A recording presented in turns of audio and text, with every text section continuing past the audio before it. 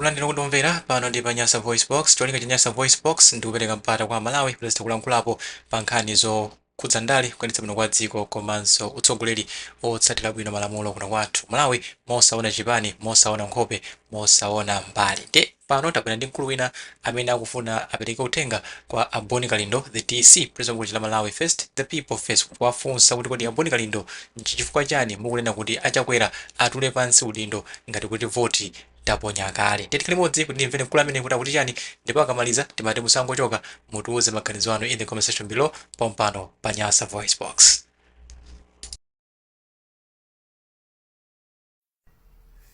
Ino Boni Kalindo bambo wanga Boni Kalindo kodi mukamanena kuti chakwera chokodindo mwaponya kale votiyo. Inetu nduti ndikuonetsetsa pali munthu pali chadzunda amene adachoka kuti kwa njombo ankenda nkambozupirira Britain. Ndinu nomwe nkhope omwe mutu omweyo simusiyana mndendendende ndenzeru zimenezo pakati pa munthu ife situtere kuti apita oyipa ayi, situtero ayi, kapena chakwera oyipa ayi.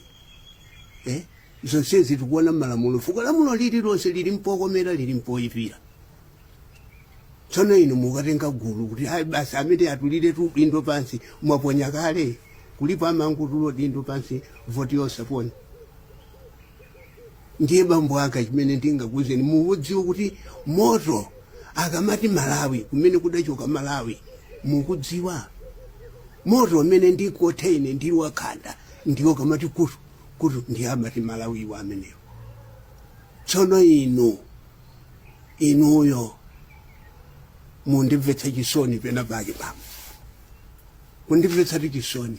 Inu ndinu munthu odya bwino pakhomo panu galimoti muli nayo, kaya poti ndalama ilibe nkhuto chimene chocho ndiye kapena chimene chilipo. Koma chimene tinganene inu mutengano gulu la Malawi lonse kufuna ulisokoneza. Kumpoto asekerera chakwera, pakati asekerera chakwera, kumwera asekerera chakwera. Tsono inu nokha kunguti poto zonsezo voti sina chitike muti uyachoke. Inu ndiye mulowetsakani mapresident eti kapena umaona munthu inu ndiye mmalo munthu fuo inuyo muli mphamvu yoposa Mulungu uno. Fuo Mulungu ndiye amonetsetsa mu mtima mwa munthu. Uyu akhala mdindo, uyu asakhala mdindo, amona ndi amene wena amatenga chimunthu chonyansa nkuchika mfumu anthu onkuma chinene chimene chocho koma ili mphamvu ya Mulungu.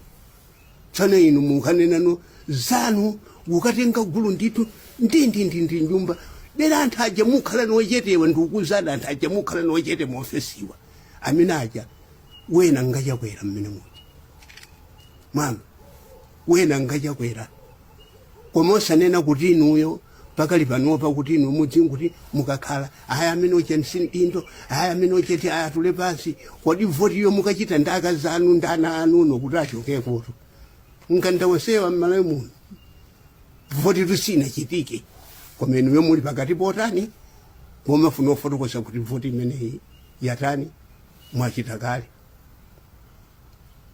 Ndiye bambo wanga ndinosokoneza wanthu ndiye nduti mutu wachadzunda umene ndiunenawo ndi mutu onu ndi bongo bomwemo bukhala ngati bosasiyana ngati pachi chimwene pano usasokoneza Malawi chimene afuna akuti vota amaponya kufuna kwake ku Mulungu ndiye dere anthu onse mdere mwalo mu mtima muchenjere. Wo amene adapha Yesu ndi amene ankakhala nopa manzo amene owandikizana nopa mpando wa nzilombo. Ine ndalekera pomwepo ndangukupasa petsa inetu ndinokalamba sikuti kapena odindo kapena liwiro ngakhale pa nsonkhano paja kuti kwabwera Boni Kalindo nkomfuna ndanditenga ino ukaona pati ukakuona ni pafupi chifukwa khonzo ndikankhanya matawa komeno ndikungumvena chisoni nzano ateleka nsima inu mukabhudula moyo wanu ndi umene moyo oyipa njiwaso njiuje nkhunda pali nkhunda ina akama ati gulule ndinu gulule dere inu dziko la Malawi lino. Ansana akati tetunjikane pamodzi inu yayi kamusada tunjikanani pamodzi inu mukaputula Peter Bunjiganani pamodzi inu muputu ndalekera pomwe